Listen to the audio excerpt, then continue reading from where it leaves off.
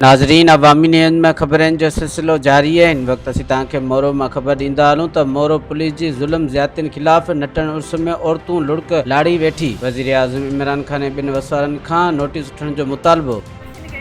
Appeal थी कयां सभिनी वसवारनि खे, गरीब यतीम न्याणी, गरीब कंहिं हारीअ जी घर वारी, बाल परायो आथियारो वीचारिया।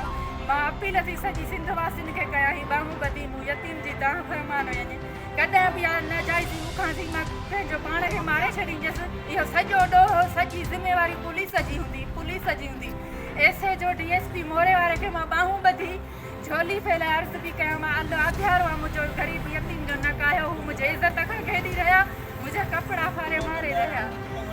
हमीद तहर तोतो डहर, ये बई हुया ये नाजायज़ी के का मुतालबो दा कयो।